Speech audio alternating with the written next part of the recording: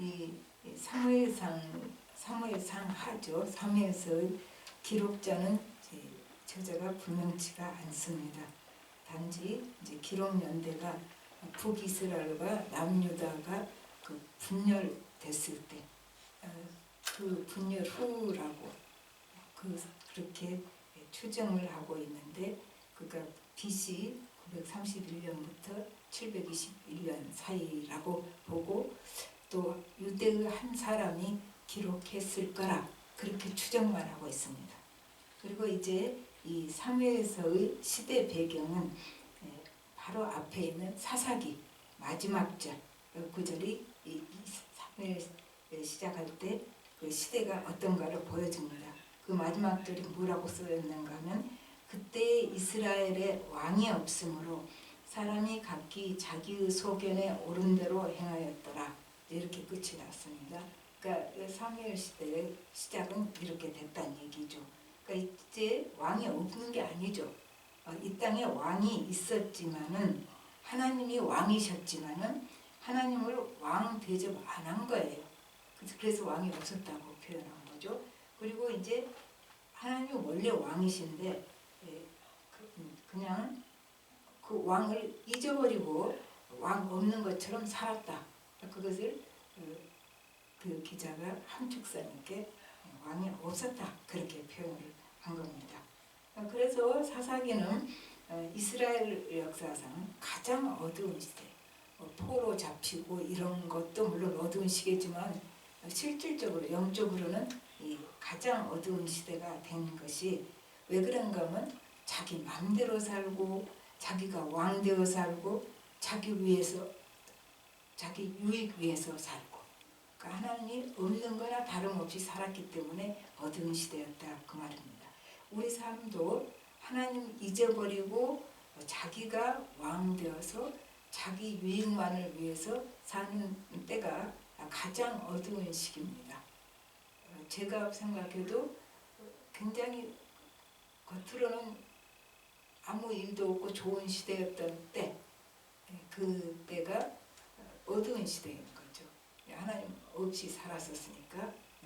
그것을 생각해 보면, 아무리 내 상황이 어두워도 하나님과 같이 있다는 그 사실이 우리를 아무것도 부족하지 않고 무엇이든지 다 극복할 수 있는 그런 때인 거예요. 그러나 모든 것이 풍족하고 다 있어도 하나님이 없이 사는 때, 그때는 우리가 가장 어두운 시기라고 우리 삶에서 그렇게 말할 수가 있습니다. 이제 또 이 시대가 어쨌냐면은 사무엘상 3장 1절에 이 말이 나와요. 말씀이 희귀한 시기다. 말씀이 희귀한 시대예요. 그래서 어둠의 시대인 거예요. 또한 그래서 하나님의 말씀을 대변할 사람도 없어요. 그러니까 하나님의 말씀을 대변할 사람이 한 사람도 없는 시대. 이 시대에 이제 불임의 한 여인이 등장을 하게 됩니다. 이제 그렇게 되니까 어떻게 되죠? 하나님의 마음을 전할 한 사람도 없어서 하나님의 아파하시는 시대, 하나님의 아픔, 그리고 아이 없는 한 여인의 고통, 이게 중첩되어 나타나는 거죠. 사무엘서는 그런 어둠을 가지고 시작을 합니다. 그러나 하나님께서 어떻게 이 어둠의 시대에 역사하는지를 또한 보여주는 책이기도 합니다. 자, 이제는 1절로 갑시다. 에브라임 산지 아바다임 소밤에, 그리고 이렇게 긴 말이 나오죠. 이 말은 무슨 말이냐면, 이제 사무엘을 붙인 엘가나의 가정 얘기로 시작을 한다 그 말이죠. 그리고 이제 엘가나 가문이 지금 자세히 설명되어 있지요. 그 말은 이렇게 길게 나온 거는 명문가란 얘기. 우리도 족보도 없다고 그랬잖아요 옛날에. 이게 족보가 큰 거예요. 그래서 이건 명문가. 명문가인데 이제 또 그것이 이 문제가 아니고, 이제 엘가나의 두 아내가 있다 그렇게 시작하죠. 그러니까 지금 사무엘서는 한 가정의 얘기로 시작을 한 거죠. 한 가정 얘기. 그리고 그 가정 소개를 지금 하고 있는 거죠. 그래서 2절에서는 엘가나에게는 두 아내가 있다 그렇죠. 근데 언급된 순서로 보아서 한나가 먼저 나오잖아요. 그러니까 한나가 첫 번째 부인으로 보이죠. 그리고 이제 두 번째 부인은 한나가 아이가 없으므로 두 번째 부인을 택하지 않았는가 그렇게 되죠. 그러니까 두 번째 부인은 분인나죠. 그래서 한나는 자식이 없고 분인나는 자식이 있다. 그렇게 간단히 설명을 하고 있습니다. 그러니까 그래도 괜찮은 건가? 아니죠. 창조 질서는 일부일처가 원칙입니다. 그런데 일부일처가 원칙이 아니라면 아담에게 하와 말고 또 하나를 줬겠죠. 그러니까 일부일처가 원칙인데 이 사사기 시대에는 문화적 상황에서는 이런 건 죄 안 돼요. 여자가 둘 있거나 그런 건 상관이 없어요. 그 시대 상황에서는. 그러니까 세상 방식을 쫓아갔지요. 엘가나가. 그러니까 그 가정에 시기, 질투, 또 아픔, 슬픔, 번민이 있게 됩니다. 그러니까 예수 믿는 사람은 세상 방식으로 저렇게 하니까 다 세상에서 다 그렇게 하는데 왜 나라고 그렇게 하고 세상 사람 방식으로 쫓아가면은 그 당장은 몰라도 나중에라도 고통이 있습니다. 우리는 하나님 나라의 질서를 못 쫓아가지만 쫓아가려고 마음은 그쪽에 둬야지 세상 질서 속에 쏙쏙 빠져 들어가면 그만큼 우리는 손해보는 인생을 산다는 얘기가 돼요. 그러니까 하나님이 그 세상을 쫓아가지 말라고 왜 해요? 그렇게 가면 우리가 불행하니까 세상 질서를 쫓아가지 말라고 하는 겁니다. 그 다음에 이제 그 3절에 보니까 엘가나가 매년 실로에서 여호와께 경배하며 제사 드린다는 말이 나옵니다. 그러니까 이 사사시대 말기는 영적으로 굉장히 황폐해 있기 때문에 이제 그래도 엘가나는 본질적으로는 하나님을 경외하는 사람이었다고 우리가 알 수 있습니다. 그러니까 여기 실로에 가서 그랬는데 이 가나안 정복 후에 이제 다윗 왕국이 시작할 때까지는 실로에서 이제 한 200년 동안 여호와께 예배를 드립니다. 그래서 그곳에는 성막과 언약궤가 있고 그리고 이제 이스라엘 백성이 매년 경배 드리기 위해서 하나님께 경배 드리기 위해서 이제 거기에 모였던 곳이죠. 그리고 여기서 이제 3절에 보면 만군의 여호와께 예배하며 그래요. 만군의 여호와. 이 말은 이제 하늘과 지상에 있는 모든 것을 다스리시는 하나님. 만군이잖아요. 만군. 그러니까 싸우시는 하나님. 그리고 하나님을 이길 군대는 없다는 얘기죠. 싸우시는 하나님. 그 말은 하나님은 팔짱 끼고 우리 구경하시는 것이 아니라 우리 삶에서 행동하시는 하나님. 우리는 역사하신다 그렇죠. 그러니까 하나님은 행동하시는 분이에요. 팔짱 끼고 우리 삶을 구경하는 분이 아니시다 말이죠. 우리 삶 속에 친히 들어오셔서 역사하시는 하나님이시다. 그 말이 됩니다. 그리고 이제 4절부터 8절까지는 한나의 고통이 나옵니다. 4절부터 5절까지 보면 엘가나가 한나를 사랑합니다. 그래서 그 제사드린 그 제물에서 분인나보다 2배를 더 줍니다. 그러니까 분인나 입장에서는 애도 못 낳는 한나를 남편이 지극히 사랑하니까 시기 질투가 나서 그럼 참 재미나요. 시기 질투가 나면은 남편한테 대들 거지 한나를 괴롭힌다. 그게 나는 젊어서도 이해가 안 됐어요. 남편이 바람 피우면 남편을 혼을 내야지 바람 핀 그 여자를 혼을 내더라고. 그게 내가 그래서 그 여자가 다른 여자일 수도 있고 그 여자는 남편이 쫓아왔으니까 좋았을 것이고 그 남편을 혼을 내야지 왜 남편이 사귀는 여자를 혼을 내냐고. 이건 난 투수가 참 잘못됐다고 생각을 했는데 똑같아요. 분인나가 한나를 괴롭힙니다. 그러면 우리는 이 분인나는 참 나쁜 여자다. 당장 그렇게 말할 수 있죠. 근데 그렇게만 생각할 수는 없어요. 사랑 못 받는 상처가 있잖아요. 분인나는. 족수인 한나를 통해서 푸는 거죠. 한나를 괴롭히는 거다. 뭐 분인나는 꼭 나쁜 여자보다 그냥 보통 여자겠지요. 그래서 우리가 나를 괴롭히는 자를 나는 다 옳고 그러면 나 괴롭힌 자는 다 나쁜 사람입니까? 그렇게 우리는 하고 싶지요. 근데 나를 괴롭히는 자의 상처와 고통을 볼 수 있는 것, 그것이 예수 믿는 사람이 가질 수 있는 시각 아닌가, 그렇게 생각합니다. 그러니까 이제 하나님의 시각에서 보는 관점에는 나를 괴롭히는 자의 상처와 고통이 보이는 것이죠. 그리고 그 사람이 상처가 있기 때문에 내게 상처를 준다는 것도 볼 수 있는 거죠.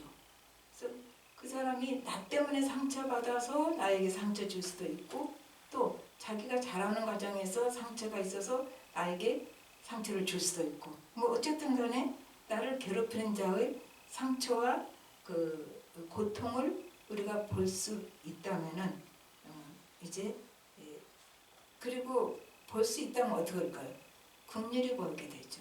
그 상처와 고통을 보고 그 무감각할 수는 없잖아요. 비록 나를 괴롭히지만 그 사람의 상처와 고통을 본다면은 우리가 긍휼히 여기는 마음을 가질 수 있죠. 이것이 이제 하나님의 마음이 우리 마음에 들어오니까 그게 가능합니다. 하나님의 마음, 하나님은 우리가 죄인 되었을 때, 아니 원수 되었을 때 우리를 사랑하시는 거, 이게 하나님의 마음이에요. 로마서 5장 8절, 우리가 아직 죄인 되었을 때 그리스도께서 우리를 위하여 죽으심으로 하나님께서 우리에 대한 사랑을 확증하셨느니라. 이 확증은요, 확실하게 했다 그 말도 되지만 demonstrate라는 말이 나옵니다. 영어로는 NIV에서. 그래서 밖으로 이렇게 확 데모하듯이, 데모를 방 안에서 혼자 하는 사람도 있으니까 그렇게 밖으로 확 하나님께서 광고를 돌린 거예요. 그러니까 헬라어로는 플랑카드라는 말이 나옵니다. 우리 플랑카드 걸잖아요. 그러니까 내가 너희를 사랑한다는 것을 광고하는 거죠. 그러니까 하나님께서 우리를 몰래 사랑하시는 게 아니에요.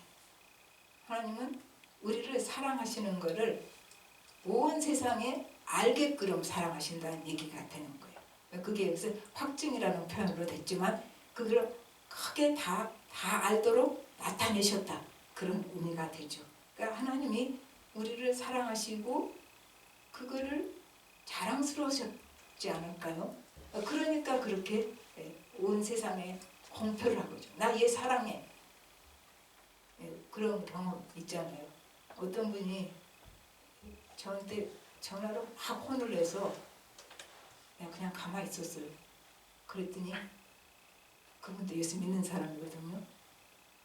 전화를 끊고 났더니 갑자기 복통이 일어나가지고 방을 대글대글 굴르면서 그때 알았대요. 아, 저기 하나님이 남집사 사랑하시는구나. 그렇게라도 보여주시는 거예요. 그러니까 하나님은 우리를 몰래 사랑하시는 분 아니에요. 우리를 사랑하신다는 것을 하나님이 보여주신다. 그 하나님의 사랑을 우리가 받고 있습니다. 그러니까 우리가 너무 겁낼 거 없어요. 나를 정말 죽게 괴롭히면은 그거 내버려 두지 않아요. 그 사람한테 내가 얘를 사랑한다고 왜 그래? 그걸 보여주시는 거예요. 이제 우리가 이건 내가 좀 극단적인 예를 들었지만 실제로 일어났던 얘기예요. 몇십 년 전에. 다르게도 작은 일에도 우리가 그런 걸 체험할 수 있어요. 하나님 나를 사랑하신다는 걸 보여주시는 일들이 종종 있습니다. 그 다음에 이제 6절부터 7절까지는 여호와의 집에 올라가는 즐겁고 복된 날이잖아요. 지금 실로의 제사로 가니까. 그런데 분인나가 괴롭히니까 한나가 괴롭죠. 그러나 하나님께서는 이제 그 분인나로 인해서 한나가 기도하게 하시고, 또 그 기도도 하는데 하나님께서 막 은혜를 부어주십니까? 그렇게 안 하시는 것 같아요. 우리가 기도하면서 은혜를 받아요. 예배드리고 찬양하고 기도하면서 은혜를 받지요. 그러니까 분인나로 인해서 한나가 기도하게 하시고 하나님께서 이제 은혜를 주시니까 하나님 뜻에 합당한 소원 기도를 하게 됩니다. 오늘 안 나왔지만, 그래서 그게 이 사람은 그 소원 기도가 사실은 사명의 소원 기도를 하게 되는 거죠, 한나가. 그래서 이제 그 사명은 영적 지도자 사무엘을 기르는 기도 어머니가 이제 사명이 되겠죠. 그것만은 아니지만, 그런데 우리 모두에게는 분인나가 없어요? 우리 모두에게 분인나가 있습니다. 하나님께서 우리를 기도시키기 위해서 분인나 아니고 우리 각자에게 합당한 분인나를 주셔서 도구 삼아서 우리를 기도하게 하십니다. 동의 안 하나 보시나 보네요.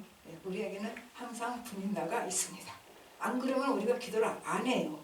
해도 나발나발 입술만 해요.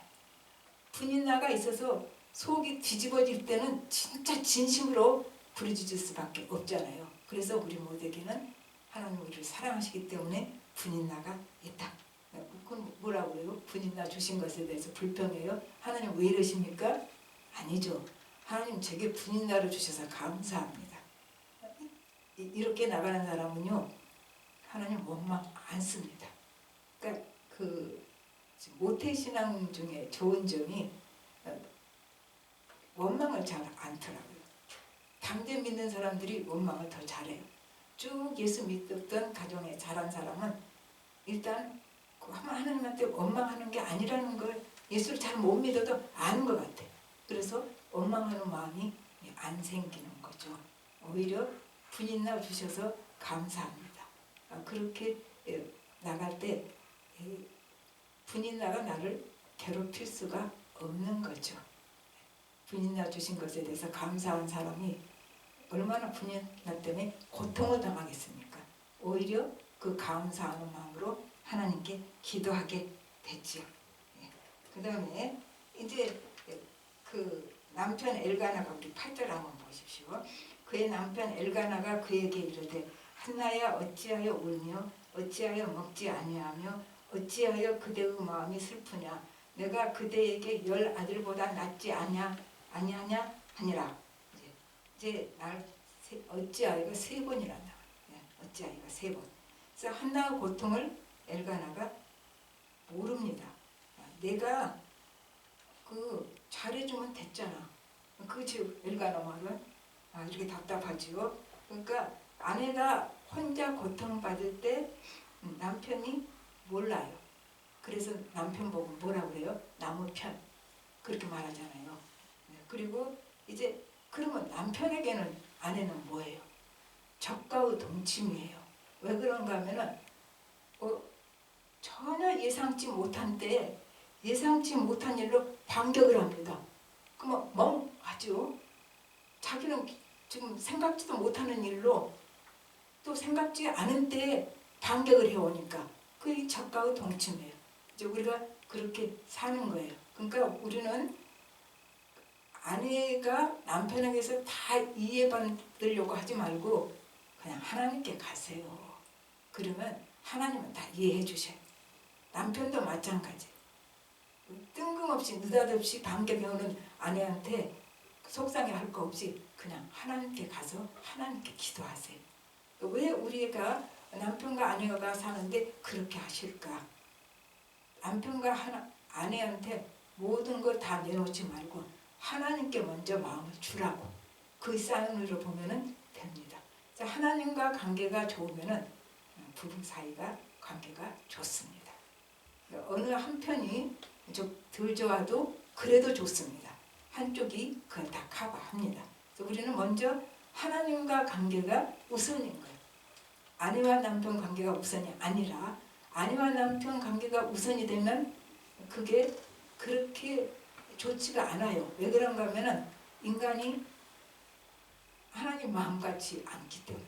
그러나 하나님이 우선인 사람은 아내와도 좋은 관계, 하나님이 우선인 아내는 남편과도 좋은 관계를 가질 수가 있다 그 말입니다. 이제 말씀을 맺어봅시다.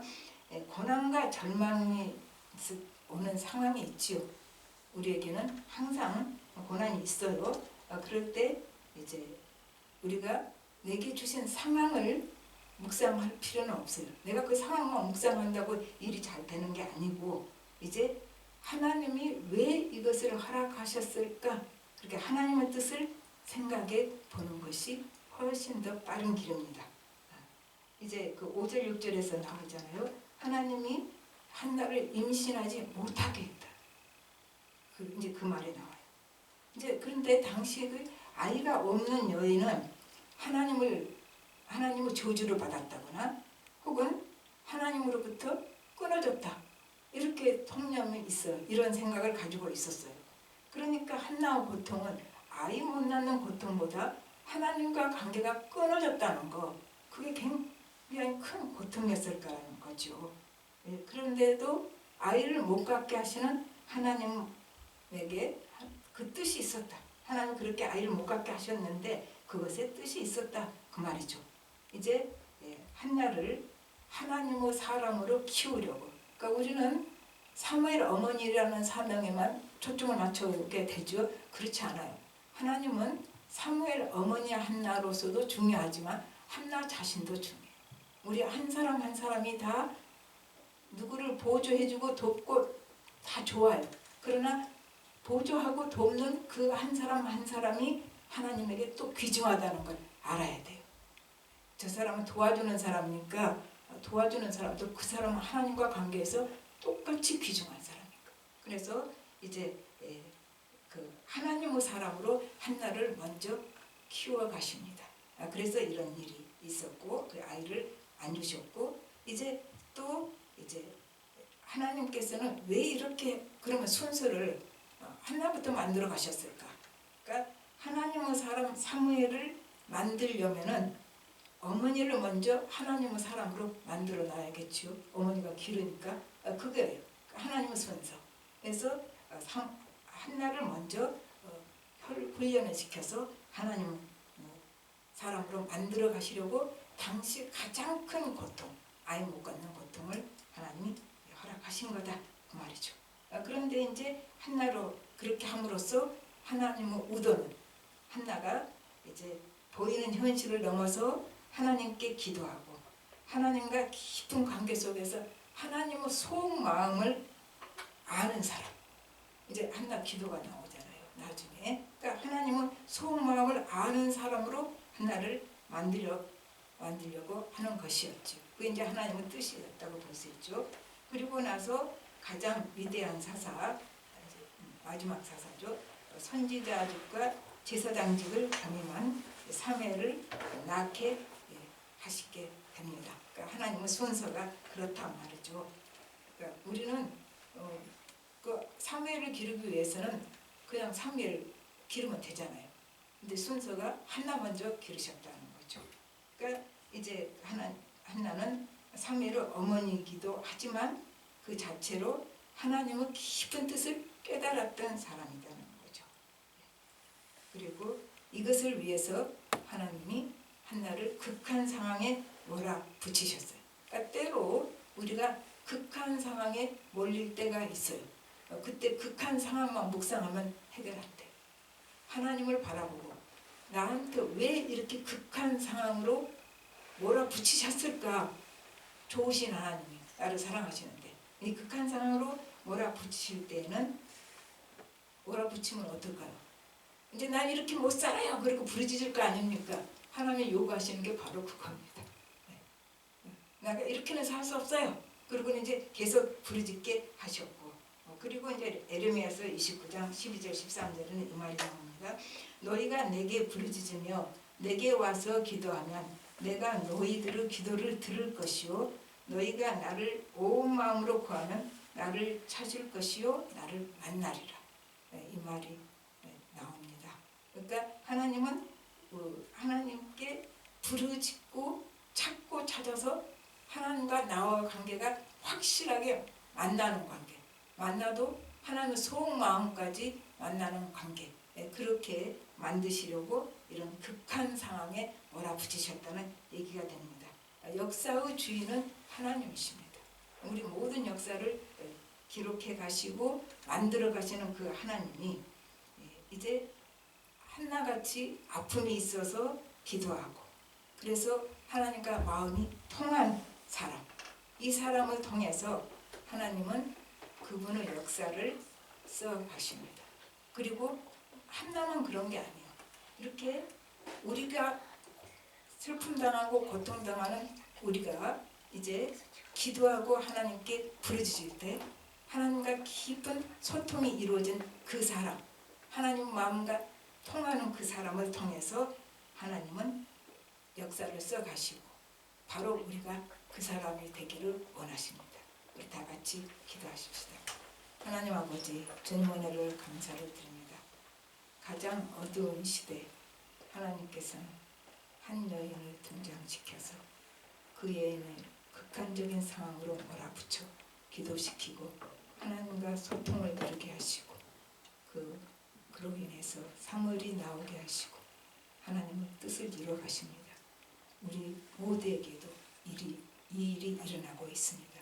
우리 각자에게 어려운 일이 있고 이를 통해서 우리가 그대로는 살 수가 없어서 부르짖게 하시고 그 가운데 은혜를 베풀어 주시고 하나님과 깊은 관계가 회복되게 하시고 하나님의 깊은 소통 속에서 하나님을 알게 하시고 하나님의 마음을 알게 하시고 우리를 통해서 하나님은 하나님의 역사를 써 가십니다.